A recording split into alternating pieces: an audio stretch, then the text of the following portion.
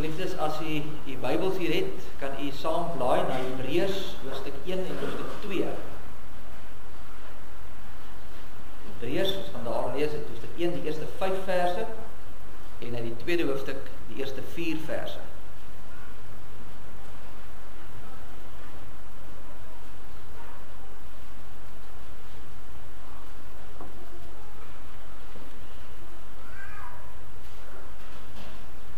Voordat ons saam gaan lees en luister na die woord van die Here, kom ons buig ons hoofde en bid ons saam.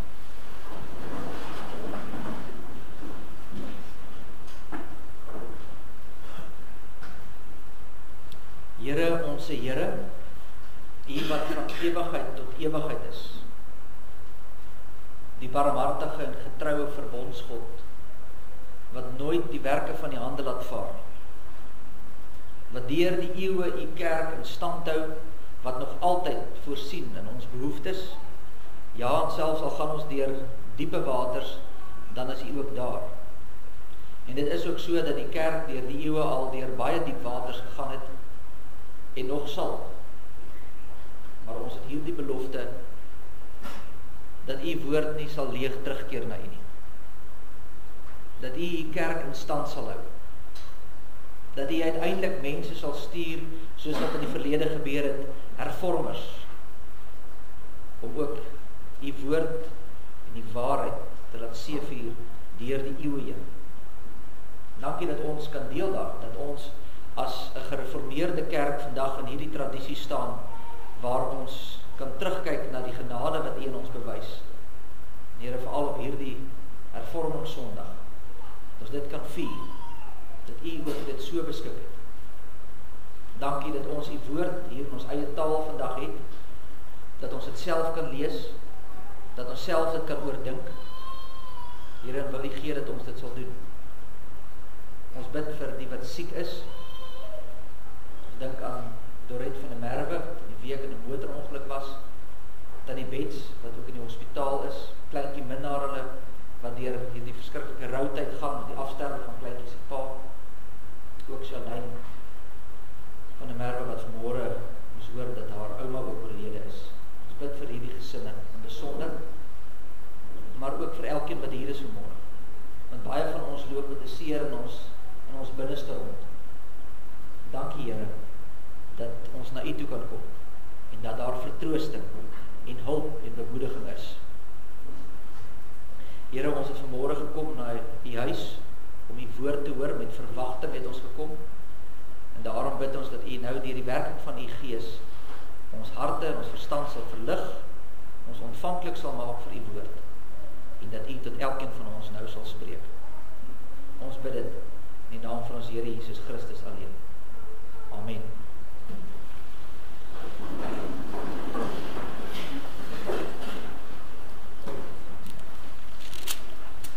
Ek lees vir ons saam uit Hebreërs hoofstuk 1, jy sal sien ons het 2 teksverse, hoofstuk 1 vers 1 en hoofstuk 2 vers 1, is die 2 verse waar ons vanmôre in besonder stil staan, maar ek lees vir u, dan het jy daarop so 'n bietjie die konteks, vers 1 tot 5 van Hebreërs 1.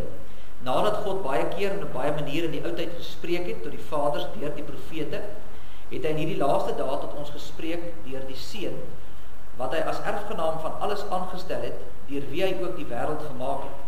Hy wat die afskynsel is van sy heerlikheid en die afdruksel van sy wese en alle dinge dra deur die woord van sy krag, nadat hy hom deur homself die reiniging van ons sondes bewerk het, het hy gaan sit aan die regterhand van die majesteit in die hoogte, terwyl hy soveel uitnemender geword het as die engele, na mate hy 'n voortreffeliker naam geërf het as hulle. Want aan wie van die engele het hy ooit gesê, U is my seun, vandag het ek U gegenereer, en weer, ek sal vir hom 'n vader wees, en hy sal vir my 'n seun wees. So ons sien in die eerste gedeelte, daai eerste verse sê, nadat God op baie kere en baie maniere in die oudheid gespreek het, tot die vaders, deur die profete, het hy in hierdie laaste dae tot ons gespreek deur die Seun, en dan sê hy, wie is hierdie Seun? Dis die een wat gestuur is, hy is die een wat vir ons gesterf het, hier is al die dinge wat gebeur het. Dis op grond van, hy is die een wat nou met ons praat. So deur die eeue heen het mense, hoe het hulle van God uitgevind? Hulle moes hoor wat sê die profete. Daar was visioene, daar was beelde wat hulle gesien het. Nou het God sy Seun gestuur, hy self word mens, en hy openbaar dit aan ons. En dis wat hy sê, Hulle het vroeër het hulle visioene, profete en al daai dinge gehad. Nou het ons die woord van God. Christus het homself dit vir ons gegee. Dis wat ons het. So dis waarom ons nou bou. Nou gaan ons na die volgende hoofstuk toe. Nou sê hy, daarom moet ons des te meer ag gee op dit wat ons gehoor het, dat ons nie miskien wegdryf het. Daarom moet ons op wat ag gee? Op dit wat Christus geopenbaar het. Met ander woorde, dit wat in die Bybel staan. Ons moet nou hierop ag gee, sodat ons nie ook wegdryf het, dat ons nie verdwaal raak. Gaan hy verder, hy sê, want as die woord deur engele gespreek, onwankelbaar vas, en elke oortreding en ongehoorsaamheid regverdige vergelding ontvang het, hoe sal ons ontvlug, as ons so groot saligheid verontagsaam, wat nadat dit eers deur die Here verkondig is, aan ons bevestig is, deur die wat dit gehoor het, terwyl God ook nog saamgetuig het, deur tekens en wonders, en allerlei kragtige dade, en bedelinge van die Heilige Gees, volgens sy wil. So hy sê, ons moet ag gee op hierdie woord, en hy sê, wat 'n skande sal dit nie wees, as dit nie doen. Wat 'n straf sal ons nie kan verwag nie, dat die God wat regverdig is, wat sal hy nie doen nie, want jy het nou al hierdie goed gehoor, daar's tekens gedoen, daar's wonders gedoen, die mense het dit oorgedra, die Heilige Gees het aan mense hierdie gawes gegee, so ons moet ag gee op die woord, en daarom sê hy in die begin, God spreek met ons, en daarom moet ons besop dat ons nie wegdryf nie, en dis waarom ons vanmôre so 'n bietjie in die prediking stil staan. Aan die einde van die boek van Hebreërs, in hoofstuk 13 vers 7 staan daar, gedenk julle voorgangers, wat die woord van God aan julle verkondig het, aanskou die uiteinde van hulle lewenswandel, en volg hulle geloof na. Dis presies wat ons op Hervormingssondag doen. Op Hervormingssondag kyk ons terug na die geskiedenis en sê, maar hoe het ons hier gekom? Hoekom glo ons soos ons glo? Hoekom doen ons kerk soos wat ons kerk doen? Waar kom dit alles vandaan?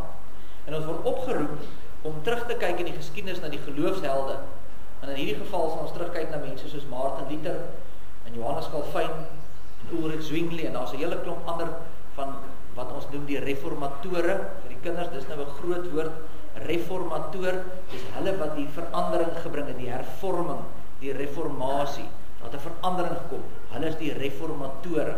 En dit is hierdie mense wat die ding gedryf het daar in die 1500s, wat bereid was om alles op te offer, sodat die kerk uiteindelik weer Christus kon vind. En nou sê die woord, dink ook terug aan hulle. Maar voor ons daar kom, hier in ons gedeelte, voordat ons aan die einde van die boek kom, wat sê, dink ook in die geloofshelde, kom hy eers in die begin en hy sê, maar voor jy daar kom, voordat jy dan die ander mense luister, en kyk wat hulle gedoen het, hoor eers self. Luister eers self. Luister wat sê die woord van ons Here Jesus Christus, want hy het nou kom praat en hy het klaar gepraat. Hier is dit. Ons soek nie gesigte nie, ons soek nie drome nie, ons soek nie in tale praat of enige so iets nie. Hoekom? Hier is dit dan. Die woord van God is vir ons gegee. Die Seun het gepraat en hy het klaar gepraat. En dit moet jy ken, en dit moet jy weet. En as jy dit weet en ken, en jy kyk dan terug in die geskiedenis in, dan maak dit sin. Dan verstaan jy hoekom hierdie mense in daai tyd gedoen het wat hulle gedoen het. Die van julle wat die kerkgeskiedenis so 'n bietjie ken, sal weet dat dit was die hele doel van die reformatie. Die reformatore, hierdie groot name soos Martin Luther en Johannes Calvin, al wat hulle wou doen, is hulle wou teruggaan aan die skrifte. Hulle het gesê, kom ons gaan terug, nie net tradisies doen nie. Nie wat die kerk sê ons moet doen op grond van menslike gesag nie, maar op grond van wat die woord van God sê. Het gaan terug na oor wat sê die Here Jesus Christus. Dit begin by Martin Luther, alhoewel daar baie mense al voor die tyd al begin het sê, maar die goed, hier is iets wat nie klop nie. Maar Martin Luther word gesien as die beginpunt van die reformatie. Hy het in 1512 het hy 'n professor geword in teologie by die Universiteit van Wittenberg. So hy was met ander woorde 'n baie groot en gesiene persoon in die Rooms-Katolieke kerk daai tyd. Hy was 'n priester gewees en hy het soos baie ander mense maar al die dinge gedoen wat die kerk gesê het om te doen. Al hierdie rituele deurgegaan, al hierdie gebruike gehad, al hierdie tradisies gehad. En hy het geworstel met hierdie ding van, hoe vind ek vergifnis?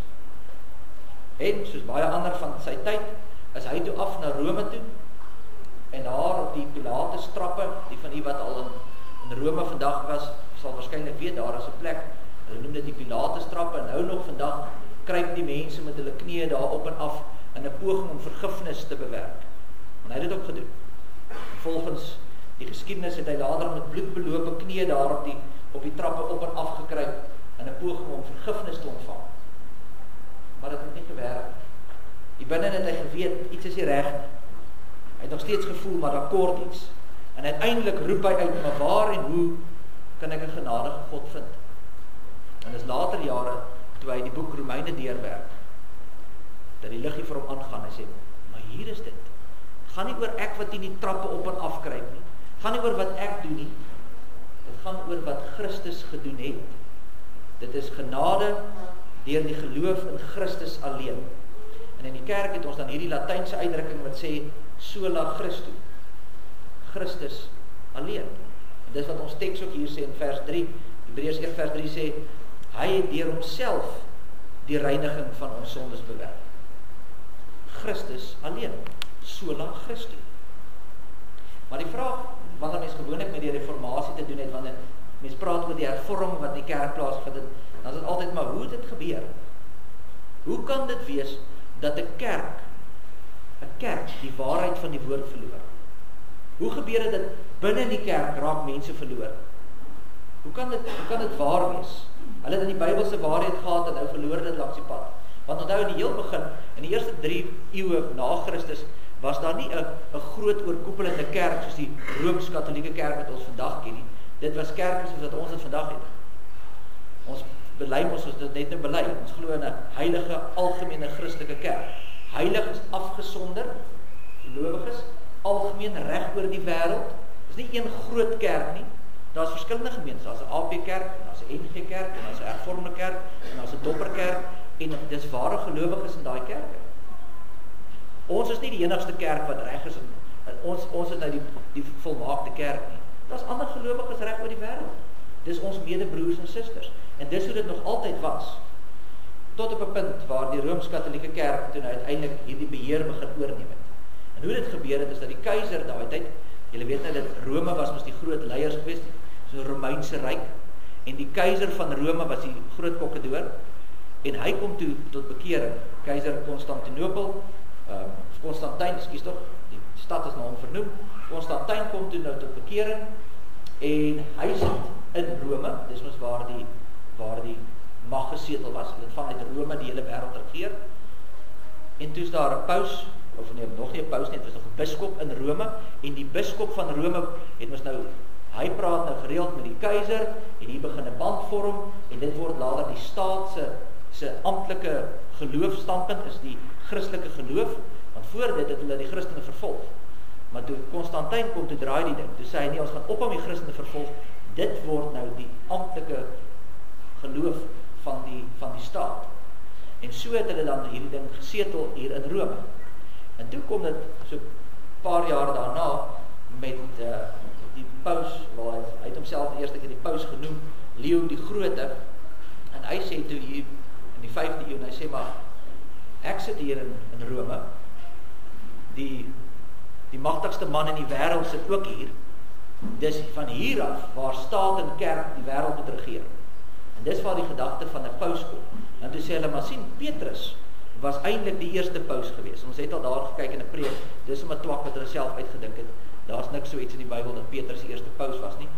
Hulle het maar dit gedoen om in 'n poging om hierdie mag wat hulle gehad het te regverdig. En hier het dit begin. En so het dit gegaan vir omtrent 500 jaar, tot in die jaar 1054 na Christus, toe kom daar 'n bietjie gestoeiery. Want toe is daar 'n groep in die ooste wat sê, maar ons stem nie saam met julle nie. Want die mag het toe nou geskuif van Rome, wat altyd die sterk groot stad was, skuif toe na Konstantinopel toe, en hier is toe een van die biskoppe en sê, maar ek wil die baas wees. En hier stamp hulle koppe. En daar is die kerk toe die eerste keer in 2 skeer. En vandag het ons nog steeds hierdie 2 groeperinge, almal in die weste word die Rooms-Katolieke kerk, en die in die ooste word die Oos-Ortodokse kerk. En hulle bestaan vandag. Katolieke is omtrent 1,4 biljoen lidmate, terwyl die Oos-Ortodokse kerk omtrent 260 miljoen lidmate het. So is 2 redelik groot kerk. En na dit het die hele Wes-Europa maar onder die Rooms-Katolieke kerk gebly. So vir omtrent 1000 jaar, van die 5de eeu tot omtrent 1500, was die hele Europa onder die paus en onder die mag van die kerk. En is hier waar die dinge skeef geloop het. En die vraag is, hoe dit gebeur, Hoe gebeur dit dat 'n kerk die waarheid verloor? En die antwoord is eintlik baie eenvoudig, en dit is, mense het nie die Bybel gehad. Mense het nie die Bybel gelees nie. Daar was nie toegang tot Bybels gewees nie. Martin Luther het toegang gehad, want hy was 'n professor gewees, hy was 'n godgeleerde. Hulle is genoem die klerikos, die geleerdes, die amptenare van die kerk. Hulle mag die Bybel gelees het, maar die gewone ou op straat het hulle genoem leuke. En die leuke mag nie die Bybel gehad het nie, want net nou maak jy droog. Want jy kan die ding verkeerd interpreteer en dan maak jy meer skade vir jouself. So kom ons hou die Bybel weg van die mense af, dan sê ons net vir die mense wat hulle moet doen. En dis presies wat gebeur het. Hulle het probeer om die Bybel weg te hou, en daarom was dit net 'n sekere groepering binne die kerk, net die leiers kon die Bybel lees. En die ander probleem was natuurlik dat dit in Latyn was. Die Bybel was in Latyn vertaal, want dit was gesien as die amptelike taal van die kerk. Dit was 'n heilige taal gewees. So al die kerkdienste was in Latyn. Die mense het niks verstaan nie. Hulle sit daar en almal sit maar net en kyk en sê dis oulik, amen, dan loop hulle uit. Hulle het nie idee wat die priester sê nie. Maar dit was heilig gewees, dit was Latyn. En niemand het dit verstaan nie. So dis die ander manier hoekom mense nie die Bybel ken nie, want die gewone ou op straat het nie meer Latyn geken nie. So jy sien, voordat Luther uiteindelik opgestaan het en gesê het, dit werk nie so nie, het die kerk omtrent vir 1000 jaar 'n wenresep gehad. En hulle die kerk beheer, hulle die mag gehou op 'n paar maniere, hulle seker goed gedoen. En eerste het hulle gesê, hulle doen dit deur 'n godservaring. Hulle sê die gewone man op straat, gewone lidmaat, hulle wil nie regtig die myne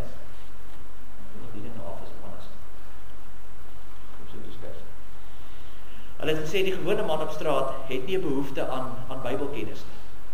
Wat mense soek is eintlik net 'n godservaring. Jy wil beleef iets van God, jy wil God ervaar. En hulle het gereken, man, die kerkamptenare ken mos nou al. So ons weet wat die skrif is, ons kan dit vir die mense uitdeel.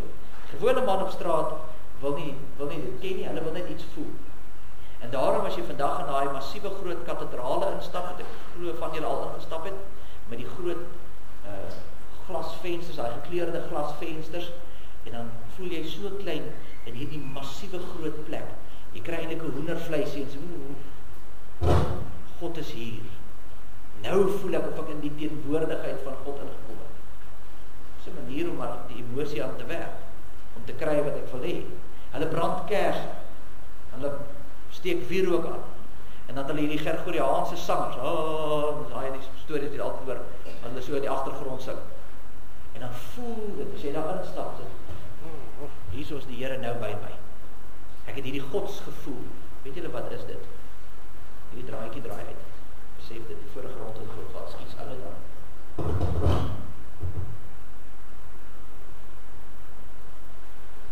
Daar sê nou, gaan nou op, dis hierdie draai. Ek het die vorige ronde, dit ook gebeur, skiets daarvoor. Dan kom jy in hierdie kathedrale in, en dan voel jy hierdie gevoel van God is daar. En dit is genoeg vir die mense. En dit is hoe die mense verlang beheer het. Solank jy net voel, jy was in die teenwoordigheid van God, as die saak reg. Die volgende ding wat ek gesê het, is die gevoel van sonde vergifnis. Nie net wil mense voel, daar is 'n godservaring nie, hulle wil ook voel, hulle is vergewe. Jy ook. Jy wil ons voel, die Here het my vergewe. Ons soek iets, en daarom stel hulle die klomp priesters aan, en sê, vergeef die mense. Jy het ons in die flieks al gekyk, en gesit jy na die hokkie, forgive me Father for I have sinned. En dan sê jy nou vir die priester alles wat jy gedoen het, en dan sê hy vir jou, maar jy is nou vergewe, en sê soveel keer 'n gebed op, en doen dit en dit en dit, en dan is jou saak nou reg. Dis goed dat hulle uitgedink het, om die mense tevrede te stel. Hulle het ook die aflaatsbriewe gehad, die aflaatstelsel. Daardeur kon jy nou vir jouself in die hemel inkoop, rand en sent. Want die Rooms-Katolieke glo dat daar is iets soos die vage vuur. Dis nou amper soos die hel, maar nie heeltemal nie, so mini-hel. Ons gereformeerdes, ons gaan almal hel toe, ons kan nie gered word. Hulle kan wel gered word, maar hulle het ook sonde. So hulle gaan nou eers na die vage vuur toe, die mini-hel, dan brand hulle nou al die vuil goed weg, en dan gaan jy na hemel toe. So as jy nou baie sonde gehad het, en jy was Katoliek, as jy nou lank in die vage vuur, as jy nou nie baie sonde het, as jy net kort in die vage vuur, maar as jy nou klaar, almal gaan deur hom, en as jy dan gaan die hemel toe. En die aflaatsbriewe het so gewerk, hulle het nou vir die mense toe gekom sê, julle arme ouers wat nou dood is, hulle brand waarskynlik nou in daai vagevuur. Maar as jy nou 'n geldjie in hierdie blikkie gooi, dan skiet daai siel reguit hemel toe. Dis hoe hulle daai groot kathedrale in die Vatikaanstad, wat ons graag na gaan kyk, pragtig, al daai Michelangelo se skilderwerk wat in die dak, hulle het dit betaal met daai geld. Hulle het mense verneek, hulle skelm. En dis hoe hulle dit gedoen het. Maar dit het 'n idee gegee van, ek is vergewe. En dit het die mense tevrede gehou. Hulle het strukture gebruik. Strukture laat 'n mens veilig voel. Julle weet myself in julle huishok. Daar waar strukture is, daar werk dit. Kinders hou van strukture, ons hou van strukture.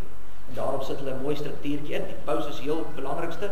Onder hom kom die kardinale, en onder hom die biskop, en onder hom die priesters, en dan uiteindelik die leke, die gewone man op straat. Dit gee vir jou 'n gevoel van ek behoort, ek is deel van iets, ek is deel van iets groters.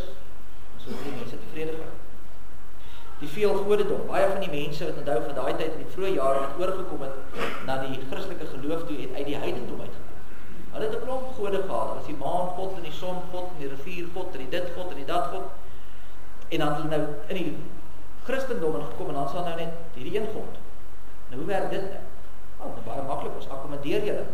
Kom ons skep die heiliges in die kerk. Dit het hulle by die konsilie van Trent, dis nou soos wat ons sal sê synode, hulle het nie 'n synode sitting nie, hulle noem dit die konsilie, groot vergadering, kom hulle by mekaar, en in die 16de eeu, die konsilie van Trent, het hulle die volgende besluit, dat sê, die heiliges, wat saam met Christus regeer, moet vereer en aangeroep word, sodat hulle vir ons by God, deur hulle gebede kan intree. So, julle is nou gewoond aan al hierdie ander gode, waantoe julle bid, en daar is een groot God, bid nou vir die heiliges, die afgestorwe is, die groot name in die verlede, hulle sal ook vir julle kan intree by die Here. En so het hulle vir die mense geakkommodeer, selfde met die vrouegod. Nog altyd, hierdie eeue was daar nog altyd hierdie gedagte van 'n moeder aarde godin. Loop deur die eeue nog altyd. En dis wat die mense soek, dis wat die mense wil hê. En daarom is Maria uiteindelik sy goddelike status gekry. En jy sien al hierdie dinge het gebeur binne die Rooms-Katolieke Kerk, want hulle het reg gekry om die Bybel van die mense af weg te hou. Die gewone man op straat, die leke soos hulle genoem is. Ek en jy wat nou hier is, ons is nou gewone mense. Hulle moet nie die Bybel lees nie. Ons sal vir hulle sê wat hulle doen. Hulle moet net weet wat ons vir hulle sê. En daarom is daar in die geskiedenis ook die gevalle waar Bybels in kloosters vasgebind is met ketTINGs, sodat mense dit nie kon lees nie. Want as jy lees, gaan jy weet, dan verloor ons daai beheer oor die situasie. Maar nou lees ons vanmôre in ons teks dat God is 'n God wat praat.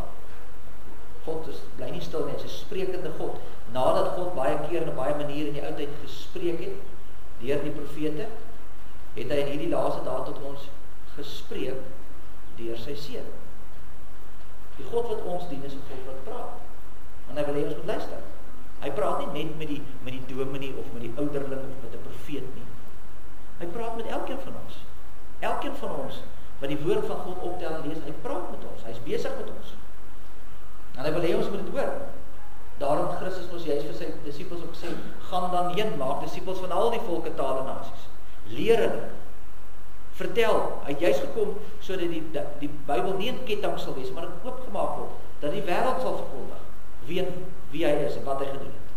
En daarom het Luther begin om die Bybel wat daai tyd net eintlik in Latyn, Grieks en Hebreëus beskikbaar was, te vertaal in 'n verstaanbare Duits vir die gewone man op straat, sodat die leke dit kan lees, sodat hulle kan sien, dis in Christus alleen, sola Christus. Maar ook in hierdie vertaling van die Bybel het daar nog 'n belangrike standpunt van die reformatie uitgekom, en dit is dat dit sola scriptura is, slegs die skrif. As net Christus die een is, hy alleen is ons redder, dan is dit net sy skrif alleen wat jy gaan. Dan kry die paus nie ook 'n spreekbeurt, of die kerkraad moet ook ietsie sê, of ons gebruike, of ons tradisies, of hoe ons voel, of die gesag van wie ook al nie. Dit maak die saak. Sola scriptura, die skrif alleen. En die duiwel haat natuurlik daai woorde, sola scriptura, skrif alleen. Heel van die begin af. Nou julle wat het gebeur in Adam en Eva se tyd, Wat doen die slang? Hy gaan na Eva toe en hy sê, is dit so? Hy val die woord van God aan. Hy betwyfel, of hy saai die saadjie van twyfel. Is dit regtig so la Scriptura? Is dit regtig so dat God gesê, sis en so? Is nie genoeg dat God praat nie.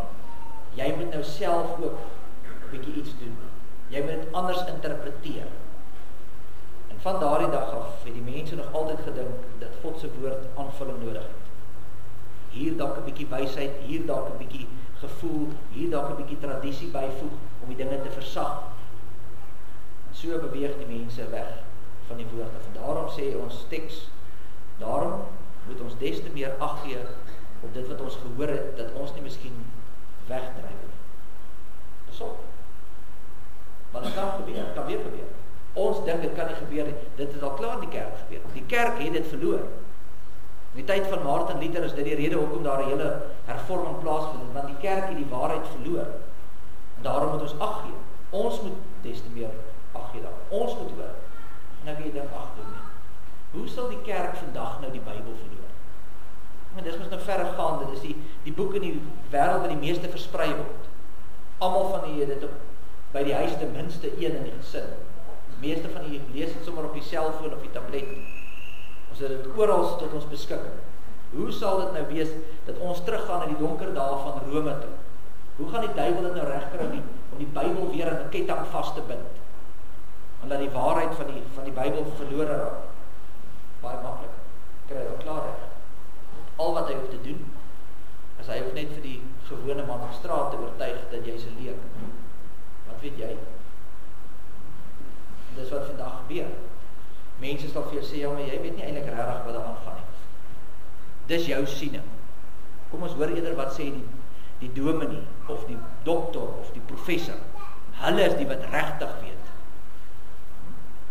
En hoeveel van ons glo dit nie ook al? Ek weet nie eintlik wat hier aangaan nie. Die dominee moet maar vir my sê. En ek volg soos 'n skaap blindelings agter wat die dominee sê. Nou dat vir julle gesê, julle kan my vertrou nie. Ek's 'n mens. Ek kan met die mooiste plannetjies voor 'n dag kom, maar ek bly 'n mens na sonde in my. Wie sê ek mis nie dalk die punt nie. En so maak ons. Ons loop agter die dominees en die doktors en die professors aan en ons gaan lees dit nooit self en ons toets dit nie vir onsself nie. Die duiwel kry dit klaar reg. Ons dink al klaar ons is leuke. Wat weet ek? Kom ons gebruik 'n voorbeeld uit die tyd waarin ons leef. Die Bybel sê baie duidelik in Romeine 1 vers 26 en 27 en in 1 Korintiërs 6 vers 9 tot 10 en in 1 Timoteus 1 vers 10 dat homoseksualiteit 'n sonde. Dit is nie 'n ander manier. Dis wat die Bybel sê. Wat sê die moderne teoloë, die dominees en die doktors en die professors vandag? Sê nee, julle verstaan dit verkeerd. Julle is eintlik net te dom. Ons het geleer, ons weet alles. Ons is die klerikos, ons is die slim mense. Ons sal vir julle vertel wat julle moet weet. Presies dieselfde. Selfde beginsel wat ons in die donker eeue gesien het met die Rooms-Katolieke Kerk. Dis hoe hy dit reg. En vir ons wat sê nee, dis nie wat daar staan nie, word jy vinnig 'n naam gegee, jy's oudmodies, jy's oudtyds, jy's verkramp. Jy weet net nie wat aangaan nie. Jy moet net 'n bietjie meer leer, dan sal jy op by die waarheid uitkom. Dis die gedagte wat daar gegee word. Hoe sal die duiwel daarin slaag om ons weer weg te vat van die woord van die Here? Hy gebruik allerlei snaakse goedjies, gimmicks, triks. Kerse word aangesteek. Hoeveel kerke waar jy kom, het nie voor die tyd eers kerse wat aangesteek word. Vir wat? Om 'n gevoel te gee dat God hier is. Hoeveel kerke moet jy nou die agtergrond musiek, Corlia moet nou wag tot ek nou begin bid en dan begin sy speel in die agtergrond, dat daar nou hierdie gevoel kom. Hoekom? Kom doen kerke dit? Sodat daar hierdie gevoel van 'n ervaring van God is. Dis die goed wat in die kerke inkom. Van homself. Hoeveel van ons het nie ook al weggedryf? Hoeveel van ons wat hier sit, dink ook nie jy gaan nader aan die Here kom deur 'n gewyde stilte in die erediens. Ek gaan nou nader aan die Here Asof die Here nie daar toe jy daar buite gestaan en gesels het naby aan jou was nie. Waar was hy gewees toe? Ja, ek verstaan, daar's 'n respek en ons kom by mekaar en dis erediens. Maar dis nie nou so ek nader want ek's hier binne nie. Die Here is by jou elke dag. Maar jy sien hoe stadig maar seker begin ons die paadjies vat. En hoe maklik kan ons afdwaal. Hoeveel keer hoor jy nie dat mense sê, "Hoog, die Here was vandag teenwoordig in daai diens." Waar was hy die ander kere? Wie was die vorige keer hier? Die duiwel. Hy is toch altyd hier. Maar jy sien, dis ons begin teruggaan na hierdie gevoel toe. Ek wil dit voel, ek wil dit beleef, en dis wat, ek hoef nie die Bybel te lees, solank die dominee my dat lekker voel. Solank die kerk ingerig word, dat ek 'n godservaring het, en ek kan nie uitstap en voel, ja, ek is vergewe. Is dit nie maar by die Rooms-Katholieke kerk gedoen het deur die eeue nie? Is dit nie maar die donker eeue gewees van die kerk nie? Die duiwel hoef ons nie te laat wegdryf deur die Bybel om ketTINGs toe te sluit nie. Hy gebruik dood eenvoudige goed wat ons vandag gebruik. Netflix, sport, kinders se sport. Ons ry homself mors dood. Ons kan net nie by die kerk kom, ons is te moeg. Ons het nie tyd om te lees nie. Ons het besige skedules, ons het slimfone wat ons besig hou. Ons skakel nooit af nie. So maklik is dit. Want nou ken jy nie met die Bybel nie. Nou kom sit jy hier, nou voel jy soos 'n leek, en nou sê jy, jy mag sê wat ek moet doen. En so gaan ons terug na die ou donker eeue van die Rooms-Katholieke kerk. Ons is besig om weg te dryf van die waarheid van die woord. Maar dank die Here, dat hy in sy woord vir ons leer, dat Jesus is die koning, en hy sal nooit sonder onderdane wees nie. Hy is 'n God wat spreek, so dit lees ons teks. Sy woord sal verhoor word, sy woord sal nooit leeg na terugkeer nie. Sy stem sal weer klink in die strate, en in die huise, en in die harte van die gelowiges. Psalm 33 vers 6 sê, die Heer se raad word nooit gekeer nie, sal bestaan in ewigheid. Teen sy besluit is geen verweer nie, bestendig duur dit vir altyd. Hy sorg daarvoor. Amen. Kom ons bid saam.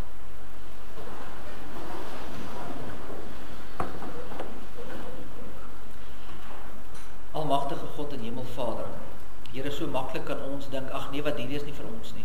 Hierdie is ou dinge van die verlede. Ons hoef nie ag te gee op Hebreërs 1 en 2 nie. Ons het mos u woord en ons doen mos wat u van ons vra. Maar as ons onsself in opregtheid spieël in die woord, dan besef ons dat ons ook maar baie vinnig ook maar wegdwaal en afdwaal.